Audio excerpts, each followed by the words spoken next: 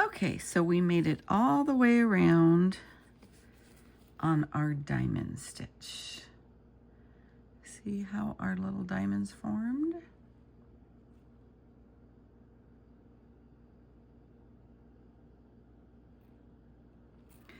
And I've made sure as I've worked my way around to get the X's all up on top.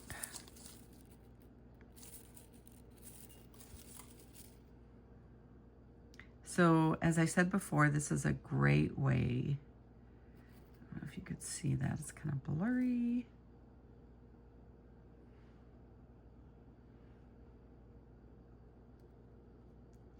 There's all the X's. That's a great way to finish your basket, but we're not done yet. We still need to do a wrapped row. So you see this one isn't complete, and we have to get up to this point up here to continue on to create a wrapped row. I haven't decided what color I'm going to use yet, but we shall see. We'll see what goes with copper. So I'm in the back. I am going to come up and over this stitch because I want to have the consistency of a diamond here, see? So I will go, put my needle right there at that point. Just gonna go through the back. Yep, I'm on a point back there as well. And that will complete, that will be just the bottom of a diamond unless you continue on. But you don't want to just leave a stitch hanging out there by itself. I mean, you can if it doesn't bother you. So then I will come to the back and I need to be to this point. So I'm showing you how I transition again, and I want to hide this stitch. So I'm going to go over the other side of that thread just to hold it in. I'll go through the middle of the coil, and I am going to try to come out right there because that's where I want to start again.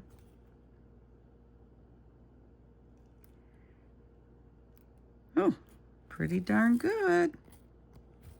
Sometimes you get lucky, sometimes you got to try it 5 times. So now I suppose I could just finish this off, but I wanted to show you how to get up here. If you're using the same thread, I could continue on with this copper and just finish it off and start coiling it, but I think I want to do a different color. So that's how to transition back up, but in this situation, I want to try a different color. So I could have just worked the thread straight down, but I'll do that now. Let me go back down and just cut it off. I could cut it off there because it's, whatever way. I'm just gonna work it through, come out somewhere down here. So I kind of leave tails all along for changing threads. Oh, this one's a big one. Poke myself. And I'll just go ahead and start a new color. I don't know what I'm going to use this point, but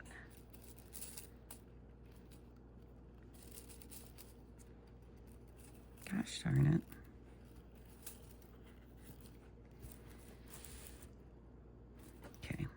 Yeah, I didn't need to go up there and show you, but usually that's how I transition, so that's a good thing to show you. Kind of messy back here, but I'll clean it up, cut everything off when I get to the end. So here we go. Here is our row of diamonds in copper instead of silver. These were in silver. These are a little bit bigger. Some of them are a little smaller. But all in all, it looks okay. So I'll go figure out what other color I want to use. Some sort of blue, I think, or maybe a dark purple. And we will wrap the entire row, and then we're done. Yay! We are getting very close to finishing this. So our next stitch is a entirely wrapped row, like this bright blue here. I picked this teal green. I've worked it up here to start off my coil. I'm not as good at this with my left hand, but I will work on it. So you just start wrapping the row. We are going to keep wrapping your thread around, snugging it up, trying not to tangle it. So normally what I do is just wrap, wrap, wrap. If I'm not tangling, I'm tangling. And you do have to keep adding needles, unlike when you do the back stitch. So I get close to the top stitch here. I'll snug it up, and then I'm going to stitch through, if I can find my needle out here. When you're working with these 2 arms length, it's pretty rough to keep hold of these things. So see, I wrapped it up, snugged it up. I'm right even with this stitch. I didn't get that cross up on the top. But I'm going to go right through the top of that stitch, making sure not to pick up any thread.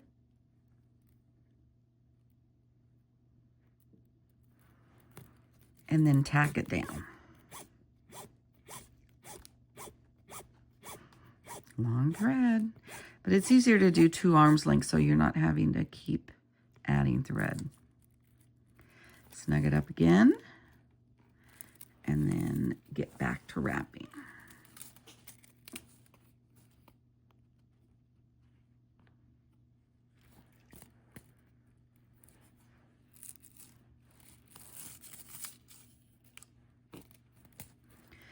This is a little cumbersome for me because the tail's hanging out this edge over here.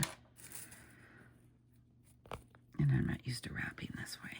And I usually stand up when I wrap because you have a long thread. It's easy to get tangled. So I'm going way slower than I normally would. But I'm just going to show you.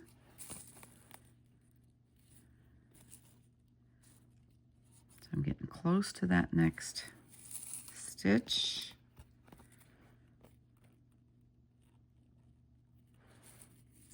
That looks pretty good. Snugged it up. Find the end of my thread that has the needle. Now again, somehow my cross has moved, but I'm going to move it back. So I'll hold this up a little bit so you could see. Actually, I need a few more wraps. Once I snugged it up and moved it around, it wasn't as close. You want to make sure to have enough stitches in there so you don't have any gaps. I want it right there, meeting right at the top.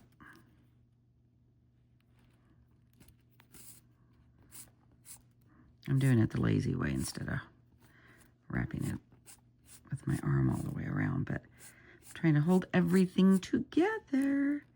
So that's pretty close. There's the stitch. We're going to go right underneath the X. Oh, without picking up any threads on the other side. I don't want to fray that thread. Oh my gosh, really? Are you joking with me right now?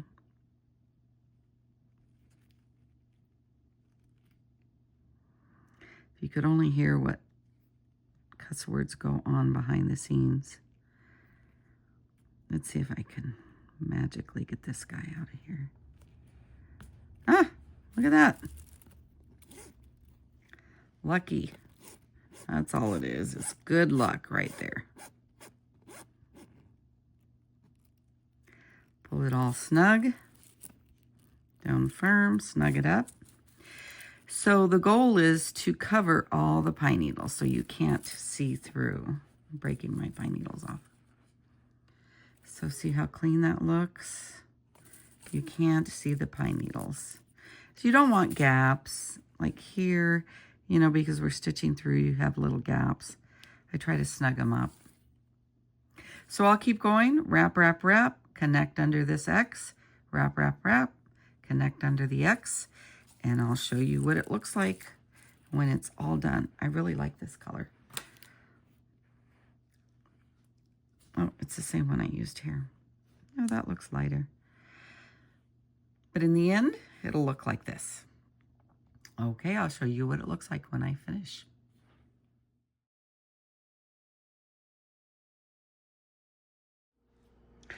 So, just in case you don't know how, I will show you how I like to replace thread when I am wrapping a row.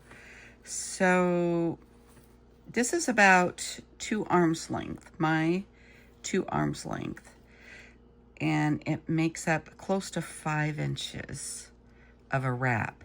So just kind of keep that in mind when you are wrapping a row. It does take a lot more thread, so you have to kind of gauge that so you don't run out of the color you have. I keep a lot of color on hand, so I'm usually fine. So here's the front. I went ahead and wrapped around one more time. Could probably go to, I just make sure I have a large enough tail that, you know, it's as long as the needle so that you don't have a problem getting it through the coil. So I'm starting on the back here, and I'm going to go right through the coil.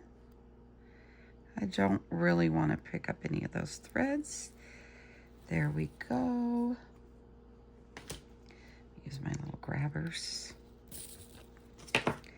Okay, so you have a little bit on that side. The needle fell off.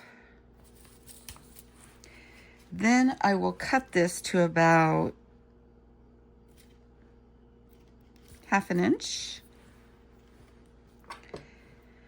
Tuck it in. It's a little bit longer than 1/2 inch. Tuck it in. Tuck that tail in there, and we will coil right over the top of it.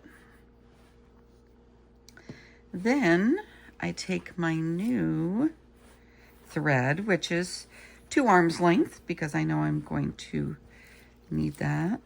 So I measured around the circumference, it's 20 inches. So I know I am going to have to use about 8 arms length to get all the way around, because this equaled 5 inches, 10, 15, 20. And I have more than enough thread. So you see this little guy here, that's where we went in. I like to go the opposite side. You don't want to leave too much of a tail or anything hanging, because you don't want to create a bump here. So I like to come in with the new thread from the opposite side, come around to the other side, and try to come up right about there between that tail and the previous wrap.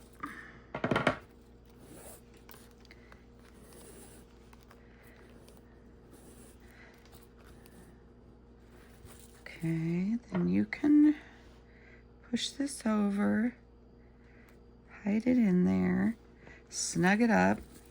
So that's the back. We're at the front. Got to pull it all the way through till we get, I have to be careful here because sometimes I go clear through and lose the tail. Hopefully I'm pulling the tail and not the needle. There we go. So again, I leave about 1/2 inch. And I will go ahead and hide that tail in there, just like we did before. Stick it down in there. And then I can come up and over. and start wrapping again. I have to pull it off camera because I can't, there's not enough room here. And then just start wrapping. So you keep wrapping, you're gonna go right over this tail. This area is snugged up nice and clean. You just have a little teeny dot there, and it's on the back, so it's not going to show. So now I will keep wrapping if I can untangle this long thread. And I will wrap right over the top of that. And it'll be seamless, just seamless. See how that looks from the front, from the back, and you don't have some big bump going on here. Now, one thing I would mention is when I push these threads through, I don't add pine needles right around that time because it could push the threads back up. Okay? Just keep wrapping, just like you did before. Wrap, wrap, wrap, hook up to the top of that X, and keep going. So I hope that helps. I'll show you when I make it all the way around.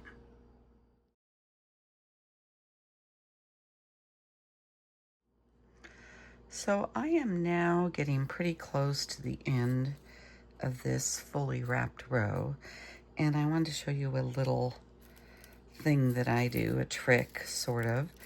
I'm knowing getting towards the end, and I don't want to keep adding too many pine needles because I am going to finish off the basket right about here. So I've got these really long pine needles, so I tend to stop adding the long pine needles, and I use leftover pieces I have. And the way I get those is, I know this is gonna lay right about here. I will probably finish it off the same way that I did this one. You could wrap all the way down and just cover the point. I might do that on this next one. Just cover the point. But I like to save as many pine needles as I can. So I am going to just overlap a hair right there. So I know that I can cut these off diagonally. And I can start using these end pieces when I need to add pine needles.